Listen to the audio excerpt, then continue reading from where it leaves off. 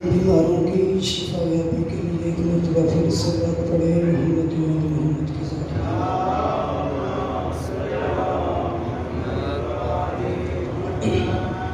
اعوذ باللہ السمیع العلیم من الشیطان الرجیم بسم اللہ الرحمن الرحیم لا حول ولا قوة إلا بالله العلي العظيم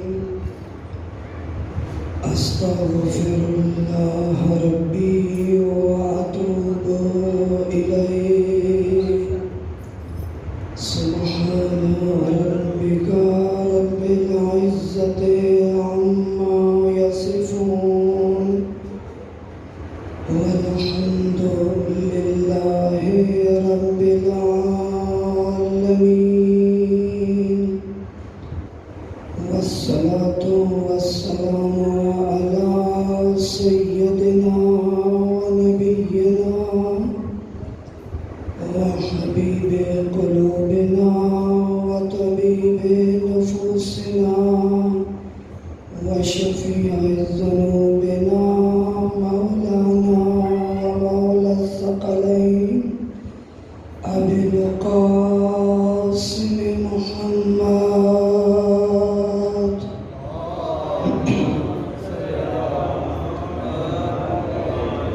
وعلى أهل بيته الطيبين الطاهرين المعصومين الذين أذهب الله عنهم الرجس وطهرهم تطهيرا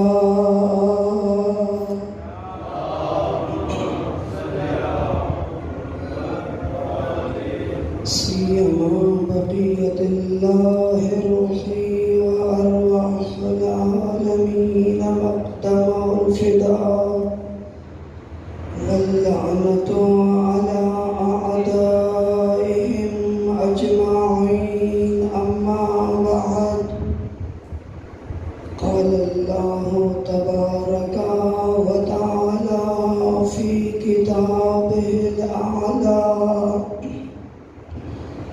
إنما وليكم الله ورسوله والذين آمنوا الذين يقيمون الصلاة ويؤتون الزكاة وهم راكعون قال رسول الله صلى الله عليه وآله وسلم إن الحسين مصباح الهدى وسفينة النجاة صلوات پڑھے محمد و آل محمد کی ذات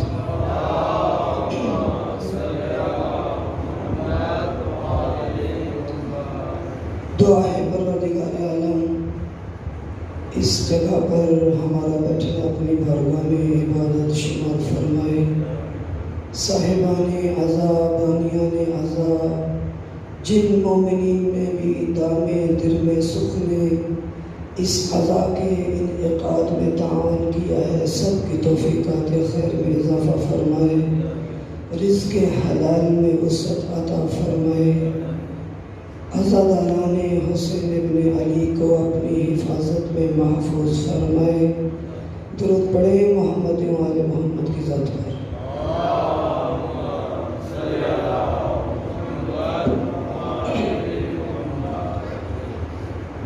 آپ کی خدمت میں جو گزارشات پیش کرنے کی کوشش شروع کی ہے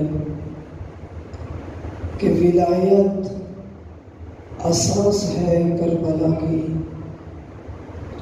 ولایت بنیاد ہے کربلا کی ولایت روح ہے کربلا کی کیونکہ ولایت ہی ہے جس پر دین کی عمارت کھڑی ہے ولایت ہی ہے جس کے ذریعے سے اللہ کا دین قائم ہے۔ اگر ولایت کو دین سے جدا کر دیا جائے، امیر المومنین خود ارشاد فرماتے ہیں، اس ولایت کی اہمیت کو بیان کرنے کے لیے، اس ولایت کی عظمت کو بیان کرنے کے لیے، دین میں ولایت کے مقام کو بیان کرنے کے لیے امیر المومنین امت اسلامی کو اپنی اہمیت بتانا چاہتے ہیں۔ نہج البلاغہ اٹھا کے دیکھ لیں، اس کے اندر امیر المومنین کا امیر بیان موجود ہے، جو ارشاد فرماتے ہیں، اے مسلمانوں، اے پیغمبر کا کلمہ پڑھنے والوں، آؤ میں تمہیں بتاتا ہوں دین میں ولایت کا مقام کیا ہے۔ دین میں ولایت کا مقام کیا ہے، دین میں ولایت کی حیثیت کیا ہے، اور اس کے بعد ایک تشبیہ دے کے اس ولایت کے مقام کو بیان کرتے ہیں۔ فرماتے ہیں، آپ نے آٹا پیسنے والی چکی دیکھی ہوگی، ابھی تو طریقہ تبدیل ہو گیا ہے۔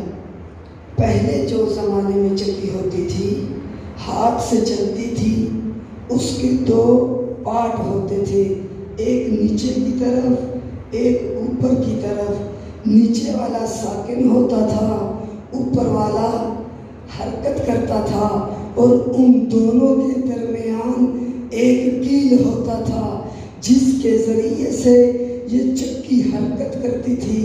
اگر وہ کیل ان دونوں کے درمیان ہو تو یہ چکی کام کر سکتی تھی، لیکن اگر اس کیل کو جدا کر دیا جائے تو یہ چکی بھی کبھی بھی حرکت نہیں کر سکتی، کبھی بھی آٹے کو پیس نہیں سکتی۔ امیر المومنین یہی تشریح دیتے ہیں، فرماتے ہیں اگر دین کے اندر ولایت کا مقام سمجھنا چاہتے ہو، اگر دین کے اندر ولایت کی اہمیت کو سمجھنا چاہتے ہو، اگر دیکھنا چاہتے ہو کہ دین اور ولایت کا رابطہ کون سا رابطہ ہے، تو آؤ میں تم کو بتا دیتا ہوں، میں علی ابن ابی طالب تمہیں بتا دیتا ہوں۔ فرماتے ہیں جس طرح چکی کے دو پارٹوں کے درمیان اس کیل کی حیثیت ہے، اگر یہ کیل اپنی جگہ پر ہو تو یہ چکی اپنا کام کر سکتی ہے، آٹا بنا سکتی ہے، انسانوں کی حیات کا ذریعہ بن سکتی ہے، انسانوں کی زندگی کا ذریعہ بن سکتی ہے، لیکن اگر اس کیل کو جدا کر دیا جائے کبھی بھی چکی اپنا کام نہیں کرے گی۔ امیر المومنین ارشاد فرماتے ہیں، آؤ علی کی اہمیت کو سمجھو، آؤ علی کے مقام کو سمجھو، آؤ دین میں علی کی جگہ کو سمجھو۔ اگر علی دین کے محور میں ہوئے تو اللہ کا دین باقی ہے، لیکن اگر علی کو جدا کر دیا جائے تو دین کا کچھ بھی باقی نہیں بچا۔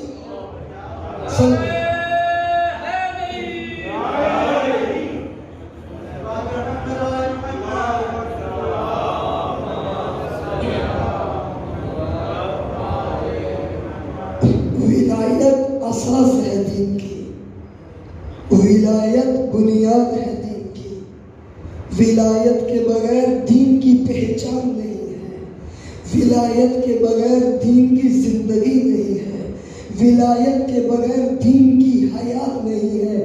دین خدا نے کیوں بھیجا؟ کیوں دین کو بھیجا؟ تاکہ یہ دین انسان کی زندگی کا ذریعہ بنے، تاکہ یہ دین انسان کی حیات کا ذریعہ بنے۔ انسان کی زندگی دو طرح سے ہے، ایک اس کے جسم کی زندگی ہے، ایک اس کی روح کی زندگی ہے۔ انسانی حیات دو حصوں پر مشتمل ہے، ایک مرتبہ انسان کا جسم زندہ ہے اور دوسری مرتبہ انسان کی روح زندہ ہے. انسان کے جسم کی زندگی کیا ہے؟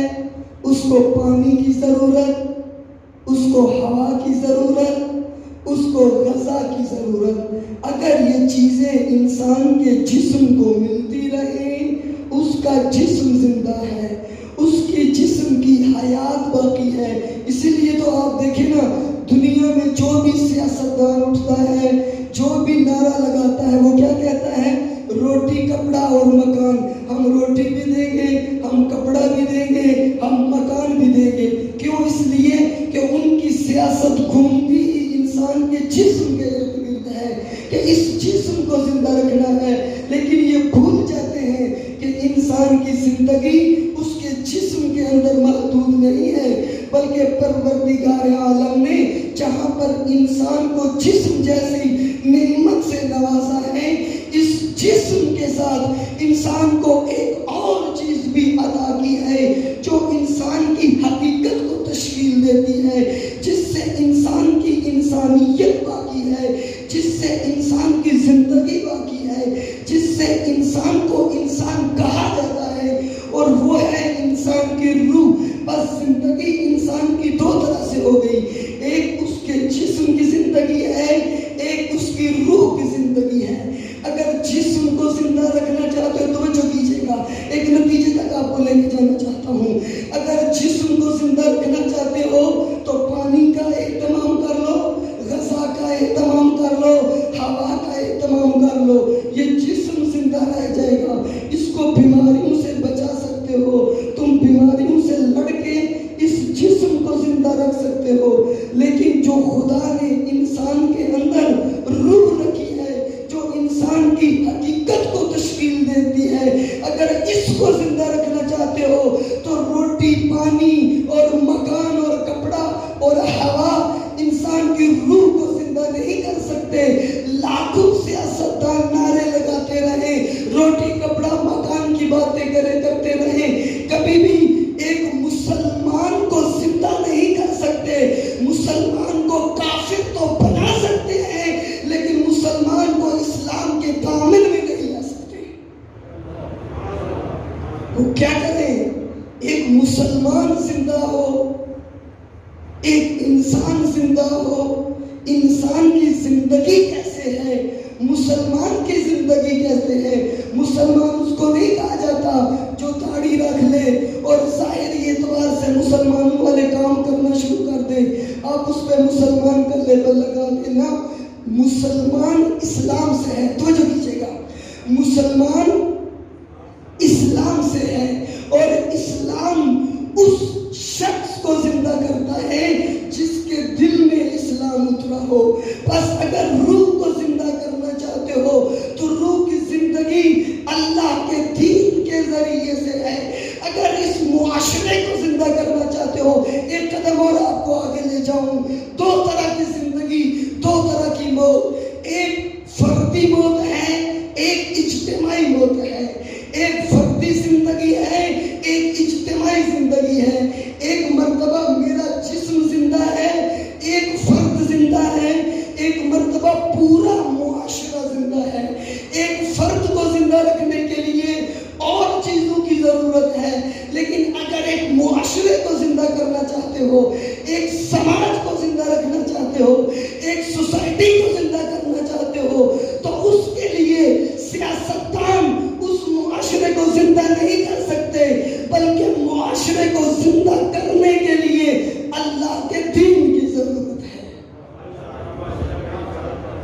معاشرے کو زندہ کرنے کے لیے اللہ کے دین کی ضرورت ہے. بس ایک مرحلہ ہم آگے زندگی دو طرح سے، موت بھی دو طرح سے، فرد کی زندگی، معاشرے کی زندگی. اگلا مرحلہ، اگر اس فرد کو حقیقی زندگی دینا چاہتے ہو، اگر اس معاشرے کو حقیقی زندگی دینا چاہتے ہو، تو اس چیز کو تلاش کرنا ہوگا جس کو اللہ نے زندگی کا ذریعہ بنایا ہے، جس کو اللہ نے حیات کا ذریعہ بنایا ہے، اور وہ اللہ کا دین ہے. کبھی قرآن کی صورت میں، کبھی انجیل کی صورت میں، کبھی تورات کی صورت میں، کبھی زبور کی صورت میں. اور اگر انبیاء کی صف میں آ جائیں کبھی آدم کی صورت، کبھی نوح کی صورت، کبھی ابراہیم و عیسیٰ کی صورت، اور کبھی خاتم الانبیاء سید السردار نبی بن کے اس دنیا میں اس دین کا مجسم نمونہ بن کے تشریف لا کے اعلان کرتے ہیں اگر معاشرے کو زندہ کرنا چاہتے ہو تو لا الہ الا اللہ محمد رسول اللہ پڑھتے جاؤ، فرد بھی زندہ ہو جائے گا، معاشرہ بھی زندہ ہو جائے گا۔ ایک مرحلہ آگے میں لے آیا آپ کو، انشاءاللہ اب نتیجے تک پہنچنا آسان ہو رہا ہے۔ بس اللہ نے دین کو زندگی کا ذریعہ بنا کے بھیجا، دین کو حیات کا ذریعہ بنا کے بھیجا۔ میں ایک مثال سے آگے بڑھتا ہوں۔ پانی ہم کیوں پیتے ہیں؟ کیونکہ خدا نے اس پانی کو زندگی کا ذریعہ بنا۔ توجہ کیجیے گا، توجہ کیجیے گا، بہت ایک گہری بات کرنا چاہتا ہوں۔ اہل فکر انشاءاللہ میرے سامنے اور اہل علم بیٹھے ہوئے ہیں، بات کی تہ تک ضرور پہنچیں گے۔ خدا نے اس پانی کو زندگی کا ذریعہ بنایا، اس پانی کو حیات کا ذریعہ بنایا۔ کب یہ پانی مجھے زندگی دے سکتا ہے؟ کب یہ پانی مجھے زندہ رکھ سکتا ہے؟ کہ جب یہ پانی خالص ہو۔ اللہ اکبر، بہت گہری بات کرنا چاہتا ہوں۔ جب یہ پانی خالص ہو، جب جراثیم سے پاک ہو۔ آج آپ دیکھیں ابھی رات کا وقت ہے، جہاں جہاں بھی جو یہ لگے ہوئے ہیں واٹر پمپ لگے ہوئے ہیں، وہاں پر لائنیں لگی ہوگی لوگوں کی، ہاتھوں میں برتن اٹھائے ہوئے بھی۔ کیوں؟ گھر میں بھی پانی آ رہا ہے آپ کے، پھر کیوں اتنی زحمت کرتے ہو؟ 1 کلومیٹر 2 کلومیٹر 3 کلومیٹر سفر کر کے جاتے ہو اور اس جگہ سے جا کے پانی لے کے آتے ہو۔ کیا وجہ ہے؟ کہتے ہیں ٹھیک ہے گھر میں پانی آتا ہے لیکن وہ زندگی کا ذریعہ، توجہ کیجیے گا، توجہ کیجیے گا، وہ زندگی کا ذریعہ نہیں ہے، وہ زندگی نہیں دے سکتا، وہ ہماری زندگی کو ختم کر دے گا۔ ہم جلدی مرنا نہیں چاہتے، ہم اپنی زندگی کو آگے بڑھانا چاہتے ہیں، ہم اپنی حیات کو باقی رکھنا چاہتے ہیں۔ پھر کیا کیا؟ کئی کلومیٹر کا سفر طے کیا اور پانی لے کے گھر میں آئے۔ ہر روز جاتے ہیں، آتے ہیں، زحمت برداشت کرتے ہیں۔ کیوں؟ تاکہ خالص پانی مل جائے، خالص پانی اس بدن میں اترے تاکہ یہ بدن زندہ رہے۔ بس اتنا پتا ہے کہ وہ چیز زندہ رکھتی ہے جو خالص ہو، جو جراثیم سے پاک ہو، جو آلودگی سے پاک ہو، جو ہر طرح کی آلودگی سے پاک ہو۔ وہ پانی مجھے زندہ رکھے گا، وہ غذا مجھے زندہ رکھے گی جو جراثیم سے پاک ہوگی، جو آلودگی سے پاک ہوگی۔ لیکن انسان عجیب ہے، جب جسم کی بات آتی ہے تو کہتے ہیں پانی خالص ہونا چاہیے، غذا خالص ہونی چاہیے، پینے کی چیز خالص ہونی چاہیے، دودھ خالص ہونا چاہیے۔ اگرچہ کہ آج ملتا نہیں ہے لیکن پھر بھی جو چیز بھی میں استعمال کروں وہ خالص ہو تاکہ یہ جسم زندہ رہے، یہ جسم باقی رہے۔ یہ کتنا بھولا بن جاتا ہے۔ دنیا کی بات آئی، جسم کو زندہ رکھنے کی بات آئی تو کہتا ہے پانی خالص، اور جب اللہ کے دین کی بات آتی ہے جو دین پیش کیا جائے اس کو قبول کرنے کے لیے تیار ہو جاتا ہے۔ جب اس جسم کو زندہ رکھنے کے لیے خالص پانی کی ضرورت ہے، خالص غذا کی ضرورت ہے، خالص دودھ کی ضرورت ہے، تو یہ روح جو خدا نے میرے اندر رکھی ہے، جو میری حقیقت ہے، اس کو زندہ رکھنے کے لیے بھی اس دین کی ضرورت ہے جو اللہ نے نازل کیا، نہ اس دین کی ضرورت ہے جو آج کے جاہل مفتی مجھے اس منبر پر بیٹھ کر اپنی طرف سے بنا کے پیش کرتے ہیں اور میں اس دین کے پیچھے چلنا شروع کر دیتا ہوں۔ اے عزیزان محترم، وہ دین مجھے اور میرے معاشرے کو زندہ کر سکتا ہے جو اللہ نے قرآن کی صورت میں نازل کیا ہے۔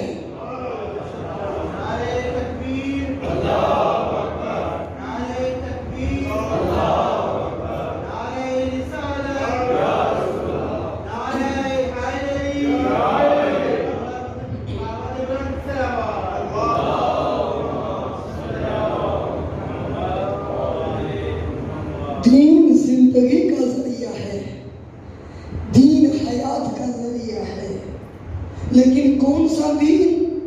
خالص دین۔ امیر المومنین نہج البلاغہ میں ایک نوحہ پڑھتے ہیں، ایک درد بیان کرتے ہیں۔ پڑھا کریں نہج البلاغہ کو، ضرور نہج البلاغہ پڑھا کریں۔ ایک ہاتھ میں قرآن کو رکھیں، دوسرے ہاتھ میں نہج البلاغہ کو رکھیں۔ اگر چاہتے ہیں زمانے کے فتنوں سے بچنا، اگر چاہتے ہیں زمانے کے اندر جو فسادات ہیں ان سے بچنا، اگر اپنے دین کو بچانا چاہتے ہیں، اگر اپنے ایمان کو بچانا چاہتے ہیں، اگر اپنی نسلوں کو بچانا چاہتے ہیں، اگر اپنی اولاد کو پاکیزہ رکھنا چاہتے ہیں، اگر اپنی عبادت گاہوں کی حفاظت کرنا چاہتے ہیں، اگر اپنے معاشرے کو بچانا چاہتے ہیں، تو قرآن اور نہج البلاغہ کو زندہ کر لو۔ ایک ہاتھ میں قرآن کو تھام لو، دوسرے ہاتھ میں نہج البلاغہ کو تھام لو۔ ادھر سے قرآن کی آیتیں بولے گی، ادھر سے نہج البلاغہ ایک ایک آیت کی تفسیر نظر آئے گی، اور عملی صورت میں علی دین مجھے مجسم کر کے پیش کرتے ہوئے نظر آئے گے۔ ایک ہاتھ میں قرآن کو تھام لو، دوسرے ہاتھ میں نہج البلاغہ کو لے لو۔ یہ زندگی کا ذریعہ ہے۔ امیر المومنین ارشاد فرماتے ہیں، ایک بہت ہی دردناک جملہ اور معاشرے کی اساسی مشکل کو بیان کرتے ہیں۔ فرماتے ہیں میں تمہیں بتاتا ہوں آج کیوں لوگ حق کے پیچھے نہیں چلتے، آج کیوں لوگ حق کے پیچھے نہیں چلتے۔ دیکھیں، جب میری دنیا کا معاملہ ہو میں کتنا دقیق ہو جاتا ہوں۔ کوئی کاروبار کرنا ہے، کوئی بزنس کرنا ہے، ہر کسی کے ساتھ کاروبار نہیں کرتا۔ بازار میں کوئی چیز خریدنی ہے، ہر دکان سے ہر چیز نہیں خریدتا۔ کیوں؟ اس لیے کہ میں خالص چیز چاہتا ہوں، جہاں سے ملے گی میں اس شخص سے معاملہ کروں گا جو مجھے دھوکہ نہ دے، جو میرے ساتھ فراڈ نہ کرے، جس سے میرا سرمایہ محفوظ رہے، جس سے میرا مال محفوظ رہے۔ ہاں، لیکن کیا ہوتا ہے دنیا کے معاملے میں اتنا دقیق ہو جاتا ہوں۔ ہاں، جب دین کی باری آتی ہے تو دین جب مجھے حق و باطل کو ملا کے پیش کیا جاتا ہے، اتنی میرے اندر سوجھ بوجھ نہیں ہوتی کہ میں پہچان سکوں کہ یہاں پر حق کیا ہے، یہاں پر باطل کیا ہے۔ کیوں یہ مشکل پیش آتی ہے؟ اس وقت مشکل پیش آتی ہے جب انسان کے پاس کوئی معیار نہ ہو، انسان کے پاس کوئی کسوٹی نہ ہو۔ قرآن نے اپنی ایک خصوصیت بیان کی ہے، وہ کیا ہے؟ کہاں تم میری تلاوت کرنا چاہتے ہو، آؤ مجھے پڑھو، میری تلاوت کرو، مجھے پڑھنے کے چند فائدے ہوں گے۔ ایک تمہارے ایمان میں اضافہ ہوگا، قرآن پڑھنے کے بہت سے فائدے ہیں۔ ایک تمہارے ایمان میں اضافہ ہوگا، اگرچہ کہ میں آج قرآن کسی اور مقصد کے لیے پڑھتا ہوں۔ پہلی تو بات ہے مجھے قرآن پڑھنا آتا ہی نہیں، اس سے بڑا لوہا اور کوئی نہیں ہوگا، اس سے بڑا مصائب کا جملہ اور کوئی نہیں ہوگا۔ قرآن جن کی کتاب ہے، اس سے آگے ہی بات کریں، جس بات پہ فخر کرتے ہیں، ہمارے دل میں اہل بیت کی محبت، جس علی کی عظمت کا قصیدہ پڑھتے ہیں، القرآن مالی وعلی مع القرآن، جس امام کی مظلومیت پہ روتے ہیں، نوکے سنا پہ بھی قرآن کی تلاوت کی، تو آپ خود اندازہ لگائیں، جس امام کے غم میں شب و روز روتے ہیں، جس امام کی فضیلتیں شب و روز بیان کرتے ہیں، دنیا والوں کے سامنے ہر جگہ پر نعرے لگاتے ہیں، ہم علی کے محب ہیں، ہم فخر کرتے ہیں کہ علی میرے امام ہیں۔ اب خود اندازہ لگا لے، جو اپنے آپ کو سب سے افضل کہتا ہو،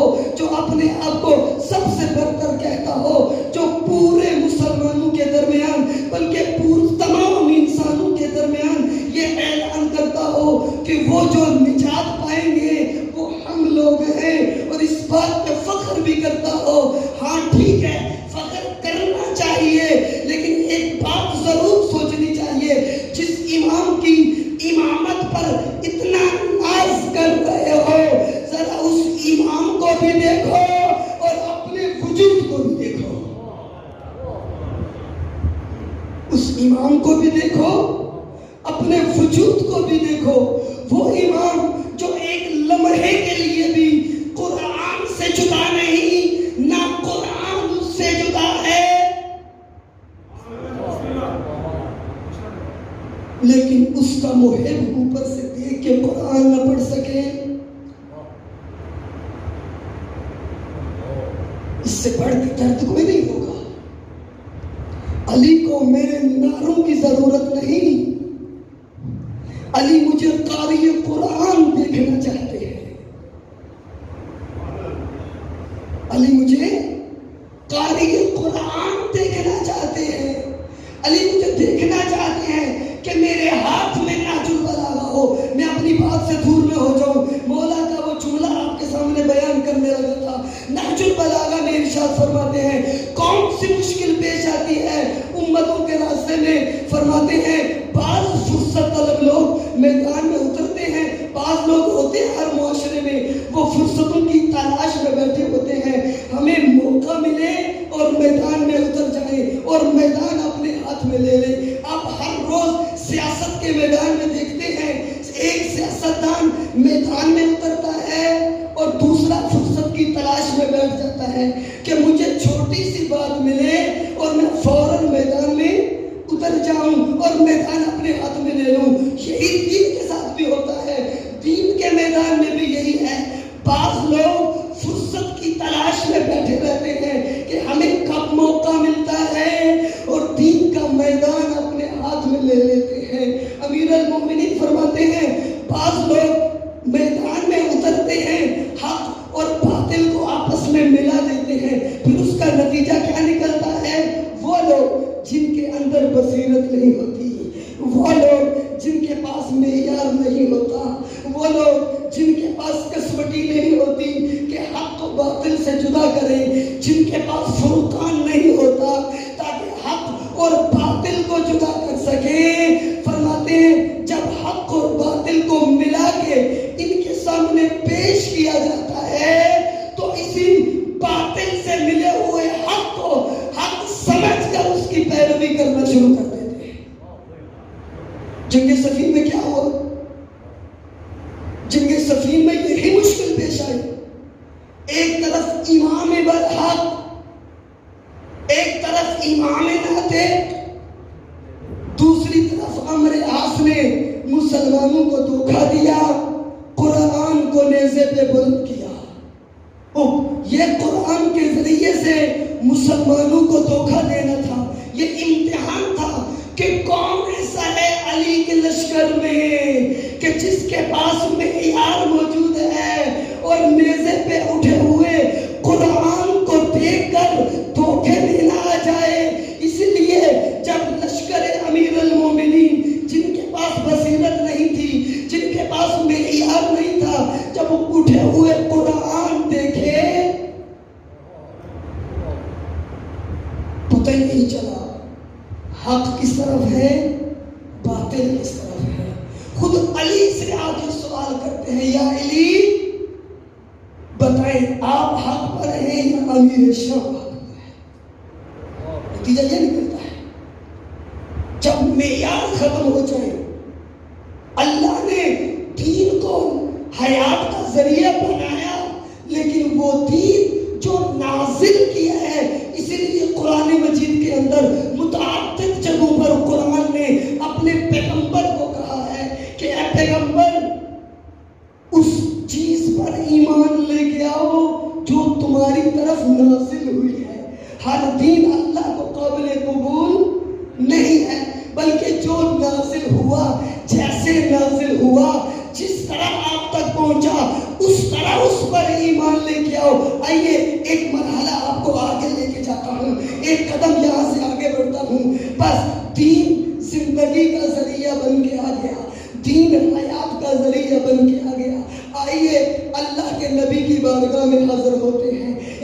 رسول اللہ ہم نے قبول کر لیا، آپ نے کہا ہم نے مان لیا، آپ نے فرمایا ہم نے قبول کر لیا، آپ نے پیش کیا ہم ایمان لے آئے، آمنتم آمنتم آمنتم آمنتم، قبول کر لیا، میں مان گیا، میں ایمان لے آیا۔ اب اگلا سوال آپ سے کرتے ہیں، یا رسول اللہ اگر اس دین کو کوئی مشکل پیش آ جائے،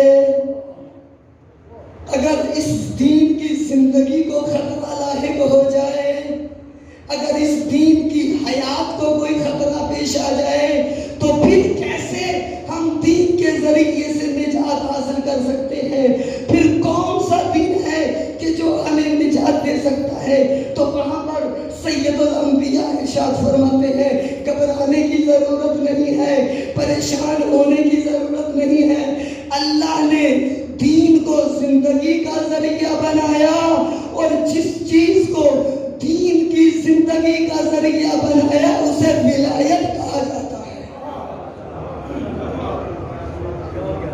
جس چیز کو دین کی زندگی کا ذریعہ بنایا اس کو ولایت کہا جاتا ہے۔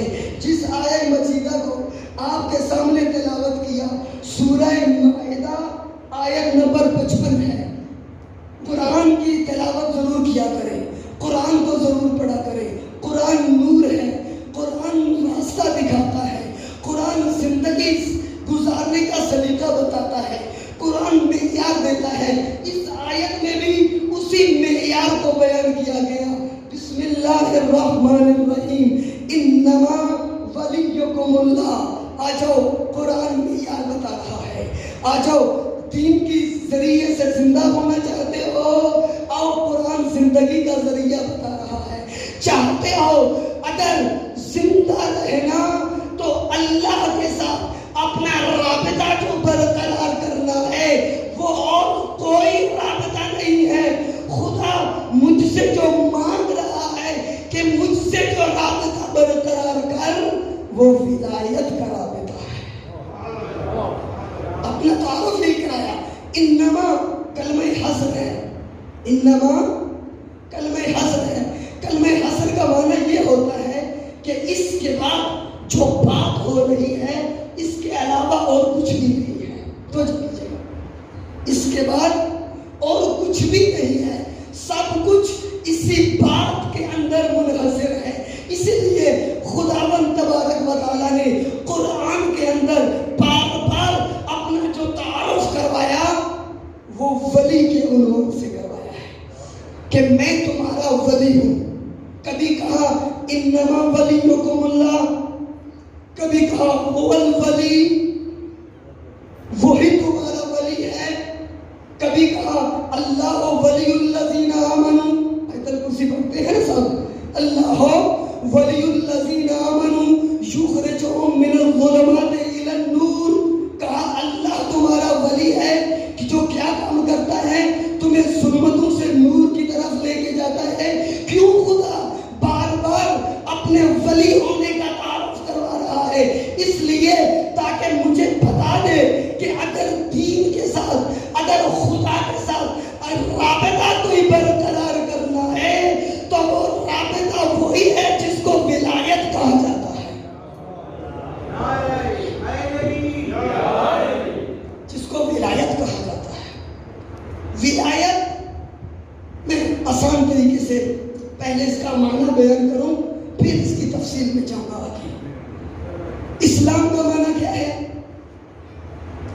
اسلام کا معنی کیا ہے؟ سب کو آتا ہے۔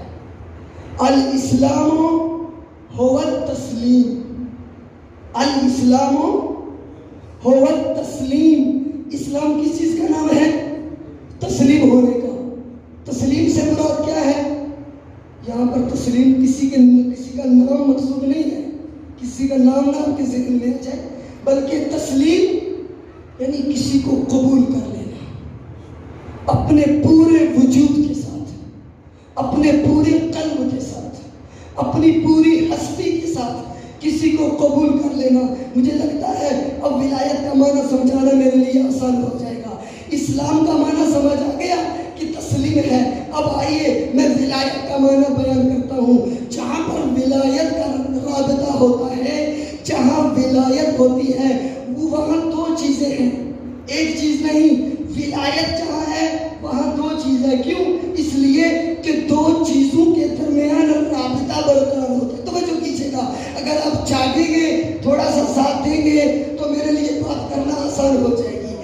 رابطہ دو چیزوں کے درمیان برقرار ہوتا ہے. ولایت دو چیزوں کے درمیان رابطے کا نام ہے، لیکن ہر رابطے کو ولایت کا رابطہ نہیں کہا جاتا، بلکہ ایک چیز دوسری چیز کے جب قریب ہوتی ہے، اتنا قریب ہوتی ہے کہ فاصلہ ختم ہو جائے، فاصلے سمٹ جائے. جو چیز دوسرے کے قریب ہو رہی ہے، فاصلہ ختم ہو رہا ہے، یعنی کیا ہوا؟ یہ اس دوسرے کے اختیار میں چلی گئی.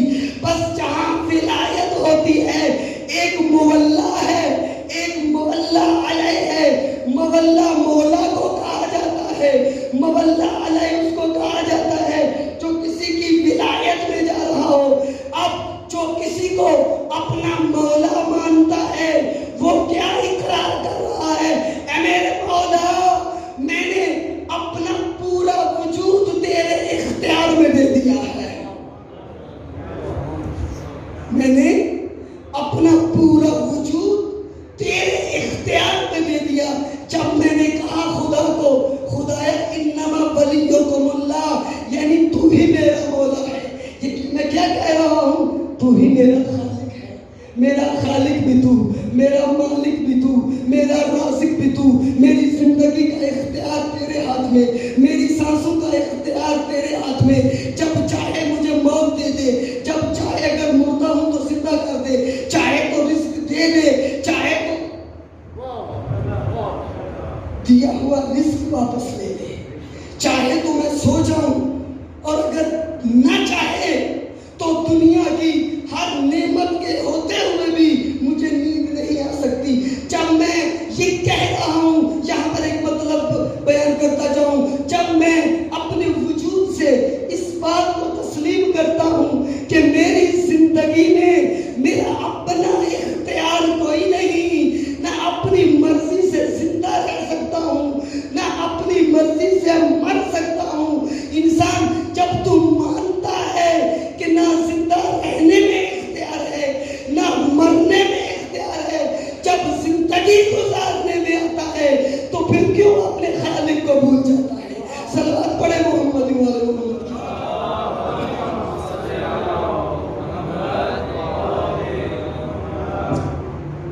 خدا کو ولی مانا. خدا کو ولی ماننے کا مطلب کیا ہے؟ اور میرا اختیار نہیں ہے، اب میری مرضی نہیں ہے، اب میں کچھ بھی نہیں ہوں، نہ اپنی مرضی سے سوچ سکتا ہوں، نہ اپنی مرضی سے بول سکتا ہوں. آپ کیوں اہل بیت کے فضائل پڑھتے ہیں؟ آپ کیوں اہل بیت کے کمالات پڑھتے ہیں؟ آپ کیوں اہل بیت کی فضیلتوں کے تذکرے کرتے ہیں؟ اس کی وجہ بھی یہی ہے، اہل بیت کے گھر میں سے جس فرد پہ نگاہ کرے، جس فرد کو دیکھے، وہ اللہ کی مشیت کا مظہر نظر آئے گا. وہ وہی سوچتے ہیں جو اللہ چاہتا ہے، وہ وہی کرتے ہیں جو اللہ چاہتا ہے، وہ اس طرف جاتے ہیں جہاں خدا چاہتا ہے. بس اب اگر وہ کسی کو اہل بیت میں سے قرار دے تو اس کو معمولی انسان نہ سمجھنا. اگر سید الانبیاء کسی کے بارے میں کہتے ہیں سلیمان من اہل البیت، تو سلیمان کوئی معمولی انسان نہیں ہے، بلکہ سلیمان اس کو کہا جاتا ہے جس نے اپنے پورے وجود کو اللہ کے سپرد کر دیا. درود پڑھے محمد.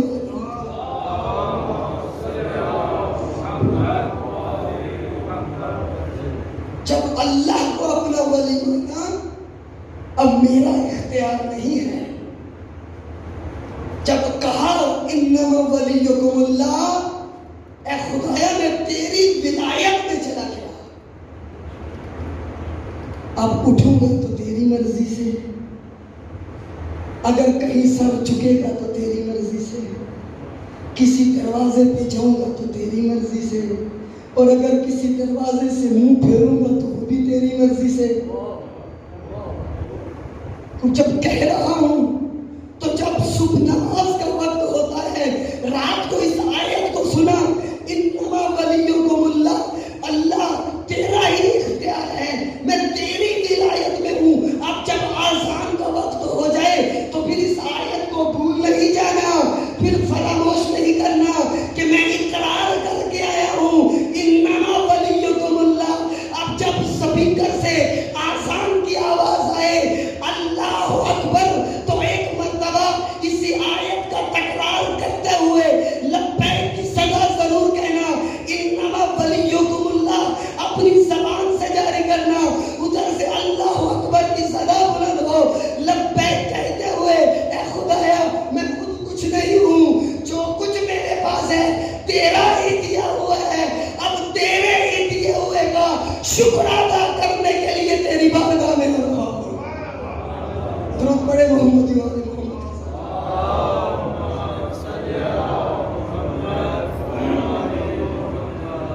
ولایت ہے وہاں اپنی مرضی نہیں، جہاں ولایت ہے وہاں اپنا اختیار نہیں۔ ممکن ہے میں ظاہری اعتبار سے دوسروں کو دھوکہ دے دوں، ظاہری اعتبار سے بخن بخن کہہ لوں۔ جب سید الانبیاء نے غدیر کے میدان میں کہا تھا من کنت مولا فہذا علی المولا، بہت ساروں نے بخن بخن کی صدائیں بلند کی تھی، لیکن مولا کے معنی کو سمجھے نہیں تھے۔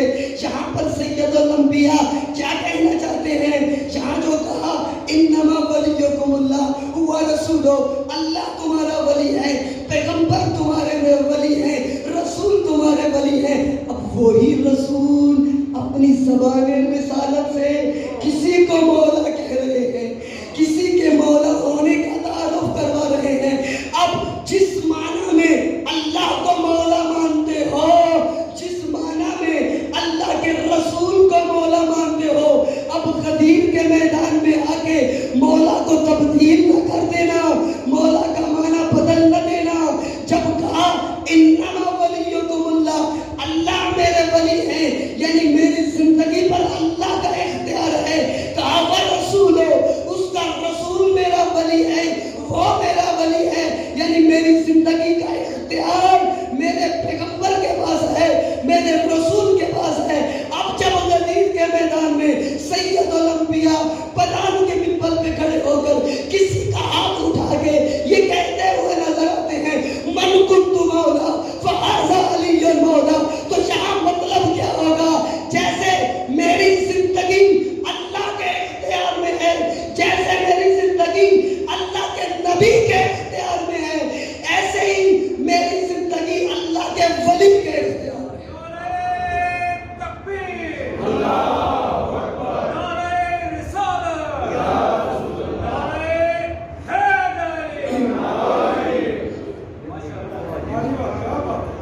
ولایت کا معنی کیا ہے؟ یعنی میرا اپنا اختیار نہیں، کس کی حکومت ہے؟ اللہ کی حکومت ہے۔ دین کا آغاز توحید سے ہے۔ اگر اللہ کی ولایت میں آ گئے سب کچھ مل گیا۔ اگر اپنے آپ کو اللہ کے اختیار میں دے دیا سب کچھ مل گیا، اور اگر خدا نہ مل سکا تو کچھ نہیں۔ اپنی بات نہیں کر رہا، جس امام کے غم میں بیٹھے ہو اسی امام کا جملہ پیش کر رہا ہوں۔ حسین ابن علی اٹھائیے دعائے عرفہ، جملہ پڑھیے اور امام کی مناجات کو پڑھیے، کس طرح خدا کی بارگاہ میں روتے ہیں، کس طرح توحید کا تعارف کرواتے ہیں۔ اگر شیعہ توحید پرست نہیں ہوگا تو کون ہوگا؟ اگر شیعہ توحید کو نہیں مانے گا تو کون مانے گا؟ اگر شیعہ توحید کے سامنے نہیں جھکے گا تو کون جھکے گا؟ وہ امام کیا ارشاد فرماتے ہیں توحید کی اہمیت کو بیان کرنے کے لیے، اے خدایا ماذا وجدا من فقدک ومن الذی فقد من وجدک۔ آئیے توحید کی عظمت کو سمجھیے، آئیے حسین ابن علی کی زبان سے خدا کی وحدانیت کو سمجھیے۔ خدا کی حسین کی نگاہ میں خود توحید کتنی مہم ہے، اللہ کتنا مہم ہے۔ کیا فرمایا؟ کہا اے خدایا اس نے کیا پایا جس نے تجھے کھو دیا؟ اے خدایا اس نے کیا پایا جس نے تجھے کھو دیا، اور اس نے کیا کھویا جس نے تجھے پا لیا؟ جس کو اللہ مل گیا اسے دنیا کی ہر چیز مل گئی، اسے کائنات کی ہر چیز مل گئی۔ لیکن اگر کوئی خدا کو کھو بیٹھے، کوئی خدا کو ہاتھ سے دے بیٹھے، اگر پوری کائنات بھی حاصل کر لے پھر بھی اسے کچھ بھی نہیں مل سکتا، کیونکہ توحید انسان کا سرمایہ ہے۔ یہ مجلسیں توحید پرست بنانے کے لیے ہیں، یہ مجلسیں خدا پرست بنانے کے لیے ہیں، یہ مجلسیں اس سر کو خدا کی بارگاہ میں جھکانے کے لیے ہیں۔ جگہ جگہ پر قدم قدم پر کسی معصوم کو دیکھ لیں، امیر المومنین کی زندگی کو دیکھ لیں، جنگ صفین میں دیکھ لیں، ادھر سے جنگ ہو رہی ہے، نماز کا وقت ہو جاتا ہے، لوگ کہتے ہیں مولا جنگ کا ہے وقت ہے، جنگ لڑے، ادھر سے علی کہتے ہیں تمہیں معلوم نہیں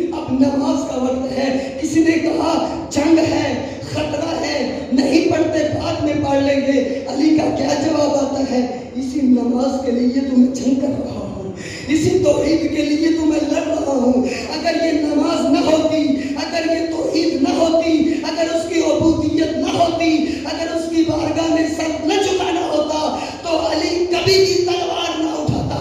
آئیے علی کی زندگی دیکھیے، جن کے دل میں عشق علی ہے، جن کے دل میں محبت علی ہے، آئیے علی کی تصویر کو دیکھیے، علی کی زندگی کو دیکھیے۔ علی اس انسان کو کہا جاتا ہے اگر تلوار اٹھاتے ہیں تو وہ بھی اللہ کی توحید کے لیے، اور اگر تلوار کو نیام میں رکھتے ہیں تو بھی اسی توحید بچانے کے لیے، توحید کو بچانے کے لیے۔ مدینہ میں جب مسلم حق چھنا، جناب سیدہ ایک مرتبہ امیر المومنین سے کہتی ہے، یا علی کیوں نہیں اپنا حق حاصل کرنے کے لیے میدان میں نکلتے؟ آپ تو بہت شجاع ہیں، آپ تو بہت بہادر ہیں، آپ تو ہر جنگ کے فاتح ہیں، کیوں نہیں اپنا حق حاصل کرنے کے لیے میدان مبارزہ میں قدم رکھتے؟ ادھر سے بنت پیغمبر نے یہ جملہ کہا، دوسری طرف سے مسجد سے آذان کی آواز شروع ہو گئی، اللہ اکبر کی صدا بلند ہوئی۔ امیر المومنین کو موقع مل گیا نبی زادی کو جواب دینے کے لیے۔ فرماتے ہیں اے زہرا اب دوبارہ اپنے جملے کو تکرار کریں، آپ کیا کہہ رہی تھی؟ جناب سیدہ نے اپنے جملے کو تکرار کیا۔ ادھر سے امیر المومنین فرماتے ہیں اے فاطمہ اگر آج میں تلوار نہیں اٹھا رہا اس وجہ سے تاکہ یہ اللہ اکبر کی صدا باقی رہے۔ دیکھیے علی کون ہے، علی کس شخصیت کا نام ہے، علی کس ہستی کا نام ہے۔ اس لیے میں ایک جملہ کہا کرتا ہوں اکثر، ہو ہی نہیں سکتا، ممکن ہی نہیں ہے، محال ہے اگر کوئی انسان زمین پر ایسا ہو جو علی کو اپنا امام مانتا ہے، علی کو اپنا پیشوا مانتا ہے، علی کی محبت اپنے دل میں رکھتا ہے۔ یہ ممکن ہی نہیں ہے علی کو اپنا امام مانتا ہو اور اس کا سر خدا کی بارگاہ میں نہ جھکتا ہو، ممکن ہی نہیں ہے، یہ ہو ہی نہیں سکتا، کیونکہ علی نام ہی عبد خدا ہے۔ علی کہتے ہی اس کو ہیں جو اللہ کا عبد ہے۔ جنگ خندق آپ کے سامنے ہے، اب وقت مجھے معلوم نہیں ہے کتنا گزر چکا ہے، جنگ خندق آپ کے سامنے ہے۔ امر عبد وقت جب جسارت کرتا ہے امیر المومنین کے چہرے پر اپنا لعب دہن امیر المومنین کے چہرے پہ پھینکتا ہے، علی فوراً اس کے سینے سے اتر جاتے ہیں۔ دیکھیے گا شجاع اس کو نہیں کہا جاتا جو تلوار چلانا جانتا ہو، بہادر اس کو نہیں کہا جاتا جو دوسروں کو زیر کر دے، بہادر اس کو کہا جاتا ہے جو اصولوں کے ساتھ لڑتا ہے، جو اصولوں سے لڑتا ہے۔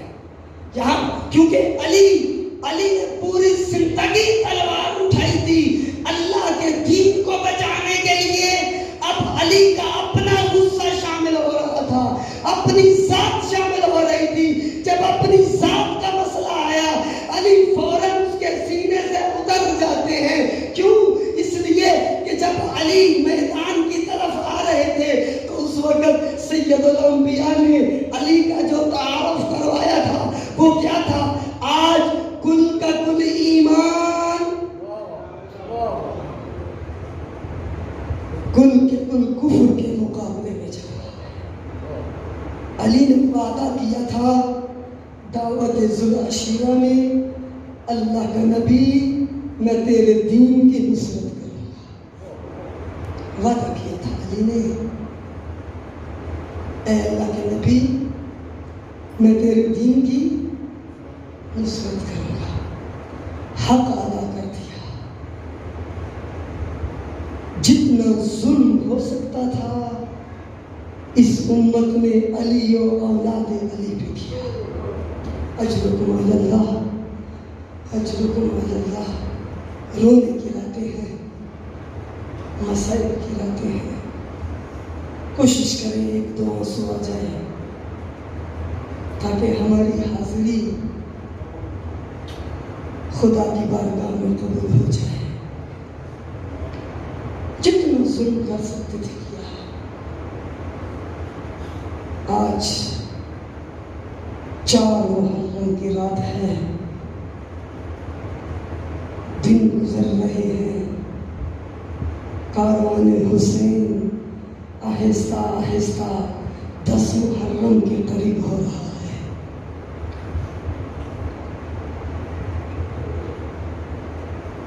مکہ سے یہ قافلہ چلا، کوفہ کے جب قریب پہنچتا ہے، حسین بن علی نے اپنے لشکر والوں کو کہا جتنے بھی آپ کے پاس مشکیزیں ہیں ان کو پانی سے دھو. حسین تیری عظمت کو سلام. حسین تیری عظمت کو سلام. جتنے بھی مشکیزیں ہیں ان کو پر کر لو. کتنا کریم ہے حسین، کتنا کریم ہے. اپنے دشمن کو بھی پیاسا نہیں پھینکنا چاہتا. مشکیزیں پانی سے بھر لیے گئے. قافلہ چلنا شروع ہوا. دور سے ایک لشکر نظر آیا. میں مختصر کر رہا ہوں، بہت مفصل مضمون ہے. مختصر دامن وقت میں اتنی گنجائش نہیں کہ تفصیل سے اس مضمون کو بیان کروں. ایک لشکر نظر آیا. کاروان حسین تھوڑے سے پریشان ہوئے، شاید دشمن کا لشکر ہو، گھبرا گئے. جیسے ہی یہ لشکر قریب آیا، کیا دیکھتے ہیں؟ اس لشکر کا سپہ سالار حر ہے. حر کوفہ سے چلا تھا تاکہ حسین کے راستے کو روک سکے. آیا تھا حسین کے راستے کو روکنے کے لیے، لیکن یہ خدا کو پتہ ہے کس کی تقدیر کہاں بدل جاتی ہے. دشمن بن کے آیا تھا، قاتل بن کے آیا تھا، راستہ روکنے کے لیے آیا تھا، لیکن کس طرح خدا نے اس کی تقدیر کو بدل دیا.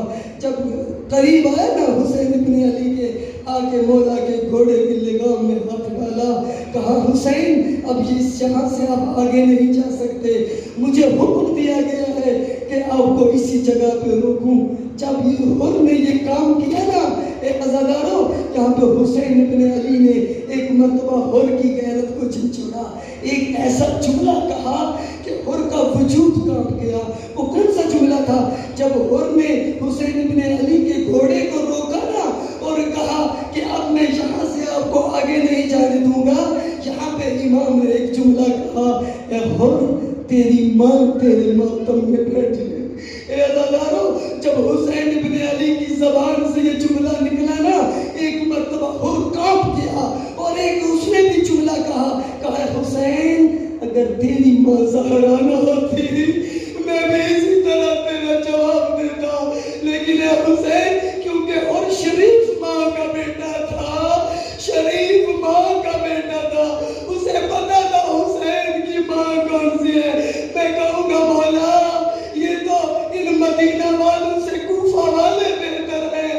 ٹھیک ہے دشمن بن کے آئے تھے، لیکن ان کو بھی آپ کی ماں کے احترام کا پتا تھا.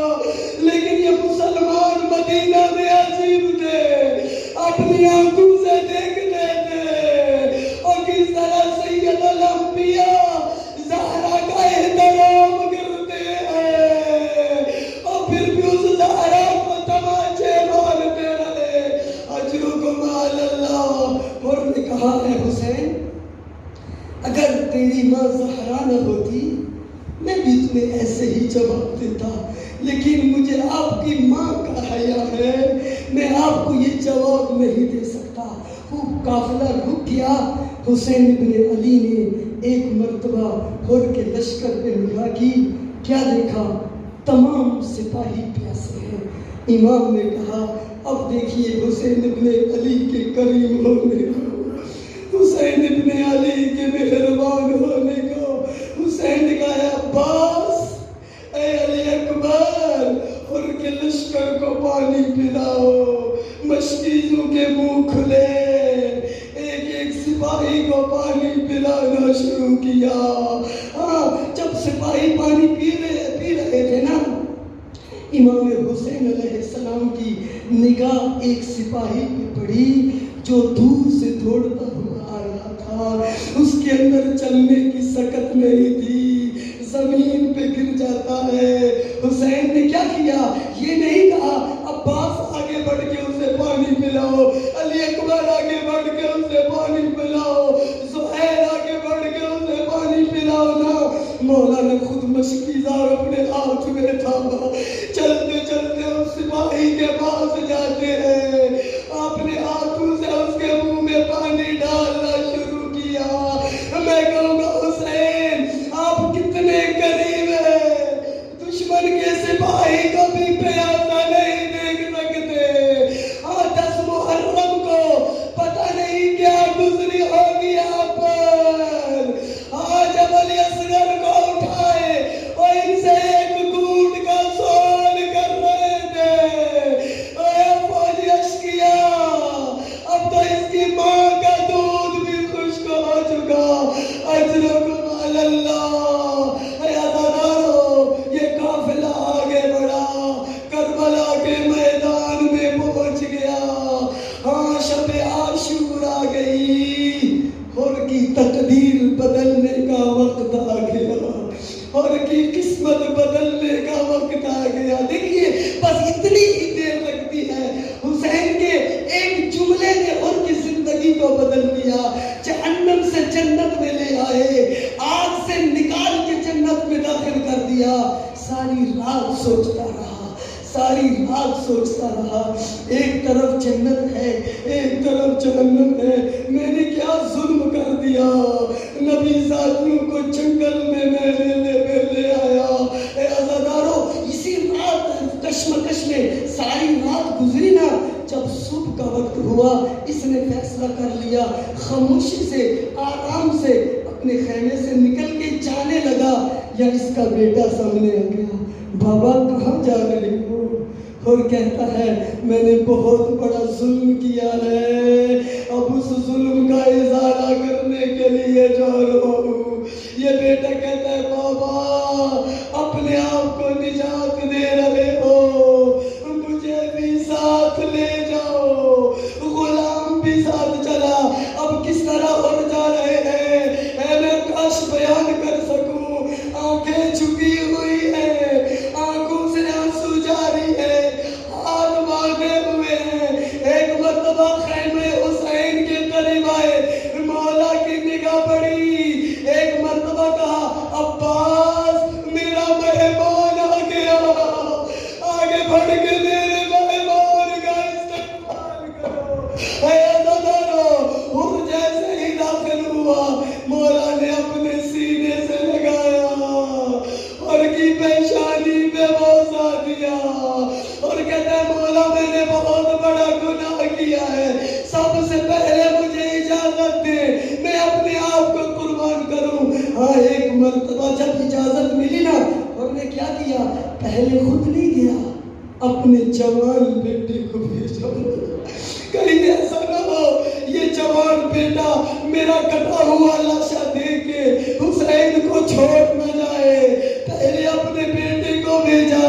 بیٹا میدان میں گیا، مختصر کرتا ہوں، جنگ کرنا شروع کی، شجاعت سے لڑا، بہادری سے لڑا. ہاں، لڑتے لڑتے ایک مرتبہ ایسا زخم لگا، گھوڑے سے زمین کربلا پہ اترا. ایک مرتبہ صدا دی یا ابتا ادرکنی، بابا میری مدد کو آجا. ادھر سے اور نے یہ آواز سنی، ایک مرتبہ میدان کی طرف جانے لگا.